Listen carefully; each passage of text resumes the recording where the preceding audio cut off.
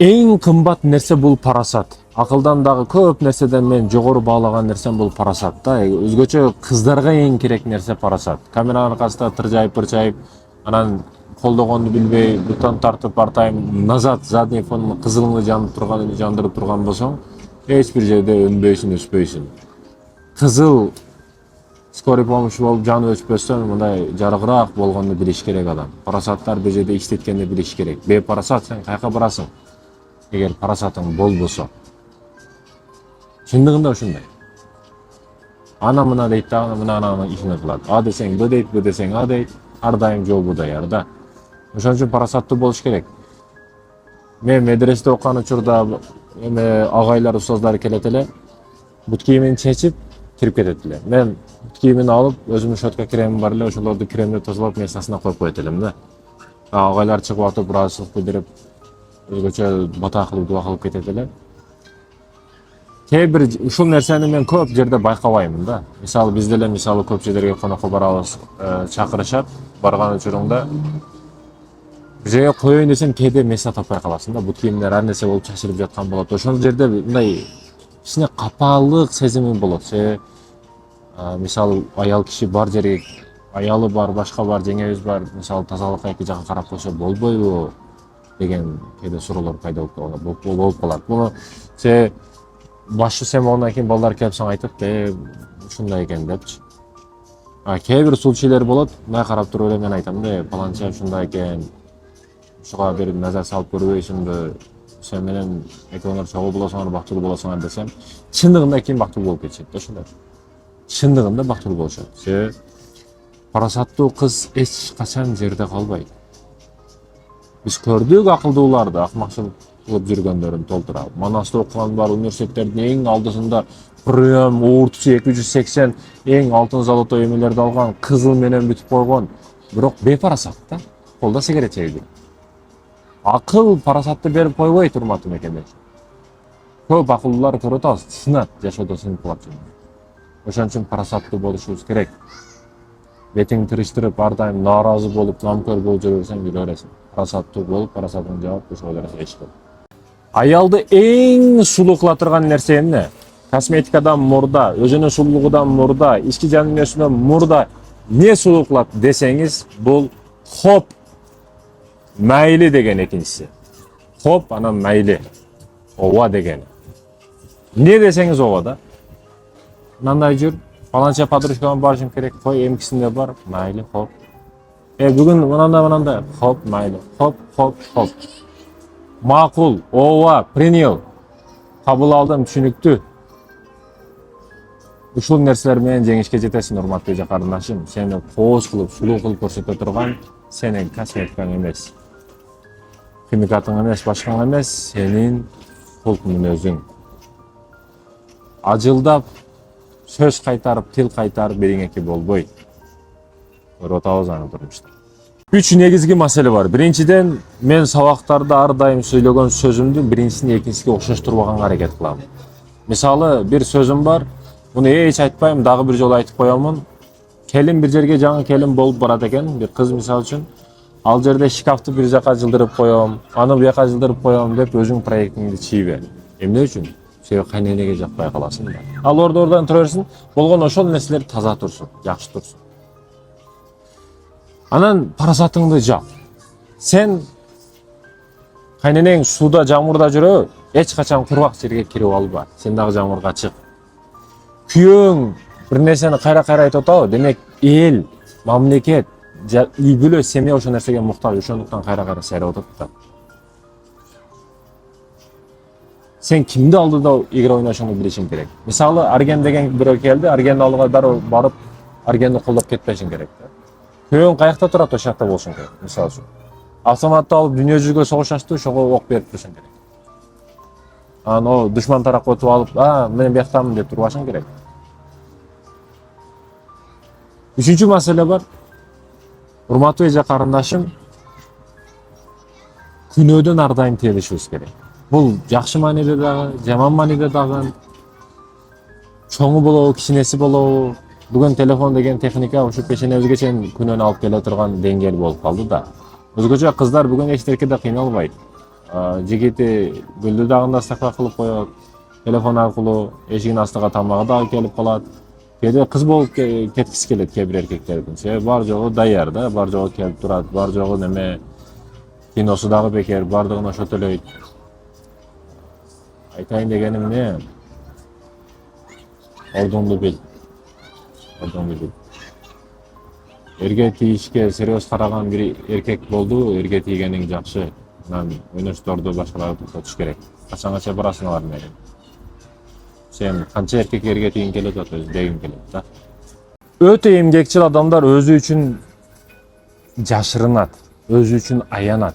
Билесизби, кээде сартан кечке бир жерлерде жүрүп калсаңыз, тоого чыгып кетсеңиз, кадимкидей бир өзүңүзгө жагымсыз, акчаны жакшы эле табасыз, бирок ошо акчаны өзүңүзгө сарптагандан коркуп, кээде хыжалат дагы болуп коесуз. Бирдеке кылып койдумбу мен, туура эмес нерсе кылып койдум дегендей. Адам өзүгө тапкан акчаны өзүгө сарпташтан коркуп хыжалат болуп калат. Бул неден десеңиз, жаштык учурда ата-энебиз бизди ар дайым эмгекке үйрөткөн да. Анан кой балам, акчаны андай кыл, мындай кыл деген нерселер бизге мээбизге өтө көп киргизилген. Барып тоого чыгып жөн эле эс алып келиш дагы мындайча айтканда туура эмес каралган да. Ошондой нерсе мээбизге кире берген, ошо чоңойгондо дагы бул нерсе калып кетти да жаштыктан. Чындыгында ушундай. Кээ бирөөлөр бар, акчаны дагы жакшы таанат, бул ич тардыктан өзүн өзү аяйт да. Ич тардыктан, бул жаштыктан эмес, башкадан эмес, бул чындап өзү ичин тартып алган. Жанын кенен коюш керек. Ичти кеңири коюш керек. Адам өзү үчүн жашаганды дагы билиш керек. Анысы мунусу деп ойлоп жүрөт, бир күн караса өзү акыбалы келип калган болот да. Ошондуктан ич тардык кылбастан кээде өзүңүзгө да бирдеке кылганды билиңиз. 5 күндө кайненеңди алда. Жаңы келиндер көп учурда башында мындай кылам деген принциптер менен барат. Бул нерсеңер туура. Бирок кайнененин көңүлү көп нерседе эмес, негизги нерселерде сынат да, көңүлү жумшайт деген мааниде айтам. Жакшылык мамилесинде алдаганды дагы билиш керек адам. Саясат маанисинде дагы алдаганды билиш керек. Кайненеңизге өзгөрүүлөр жакпайт. Келип эле шкафты бияка, ананы бияка сүрдүрө коем, түрттүрө коем дебе. Ошол ордунда тура берсин, бирок таза турсун. Бул биринчиден. Тазалык негизги маселе. Экинчиден, эч качан кайненең мурда билип келди сени сыпаттарыңды, ушундай экениңди, анан кайнененин көзүнчө дароо артист болуп калба. Дароо мисалы эч бир жакшы чыкпайт дең, дароо бир нерсени өзгөртүп койбо да. Кайнене билип эле турат да себеби. Балыңды кандай экендигин, ага чейин кандай экендигин, аны көзүнчө эмне кылып аткандыгыңды байкап эле турат. Ал эми тазалык маселеси. Ар бир эне баласын кызганат. Ушул маселе көп семьяларда болот.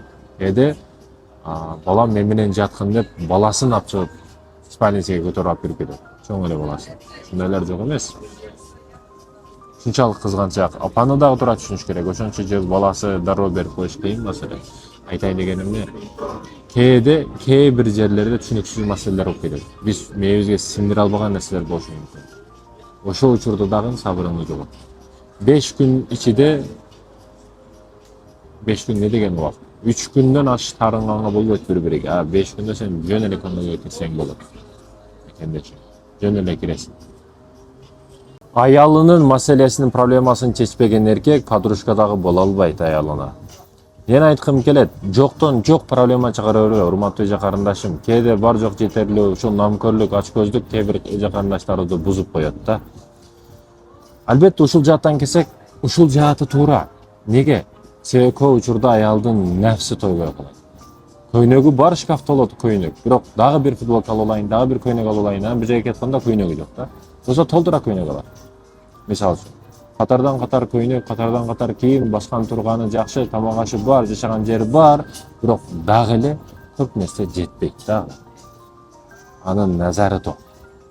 Эмес ач. Назарын токтош керек анын. Аны күрүчүнү бураш керек, задний фондон.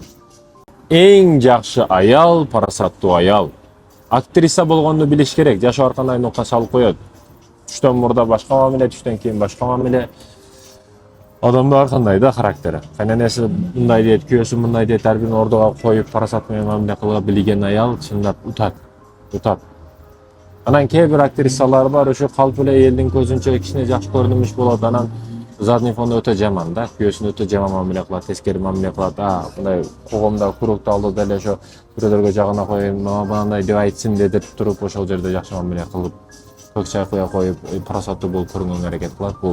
Бул эми эки жүздүүлүккө кирет.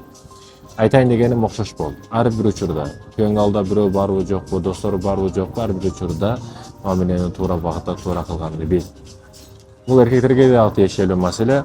Аялын ушу көпчүлүктү алда кичине сыйламыш болуп дагы жалгыз калган учурда башкача да. Ар дайым кордойт сөз менен, башкача сөздөр менен, кээде урганга дагы битип баргандар бар.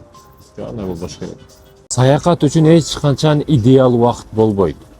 Кайра айтам, саякат үчүн, туризм үчүн, турист болуш үчүн эч качан идеал убакыт болбойт. Мен кайсы өлкөгө чыкпайын, менде эч качан идеал убакыт болгон эмес. Мен болгону кетем и все. Барам и все. Сиз ойлойсуз, мындай кылып алайын, же мына ишти бүтүрүп алайын, мындан кийин барамын деп. Жок, андай убакыт эч качан болбойт. Ушу башка өлкөлөргө билесиз чыгыш шартыңыз бар экен, акчаңыз бар экендигин. Бирок негедир ар дайым артка сүрүлүп кете берет, билесизби? Саякат негизи ушул да. Касалы дагы ушул болчу. Дароо кылбасаң эч качан болбойт. Бул жерде риск да. Кудай таала бекеринен толбой келчилерди сүйөм деген эмес да. Эч ким билбеген жер, тилин да билбейсиң, дилин да билбейсиң, акчасын да билбейсиң. Айырмасы жок. Uykudan ойгондуң чалапла уйкулар, аэропорт, ызычуу, ушуну төлөп деп самолетке чыгып отурдуң. Битте уктасаң, турасың, башка өлкөдөсүң. Бул риск да чындыгында. Аза жашоо. Көчөдөгү эркек аялыңызга жаман мамиле кылгандан кийин аялыңыз келип ун чыкпастан жүрө бере турган болсо бул коркунучтуу. Бирок келип маселесин, проблемасын ичиндегини сизге айтып атабы? Көйгөйүн, ички сырткы маселесин сизге айтып атабы? Демек, ал сизге ишенет, ал сизди сүйөт. Мен айткым келет, сиз аны сүйгөнүңүз үчүн ал сизди сүйө алат, сизге ишене алат да, сүйкөнө алат. Чындап, бүгүн байкасаңыздар, бир эркек келип, бир аялга мамиле кылат, баягы аял келет, күйөөсүнө үн чыкпайт.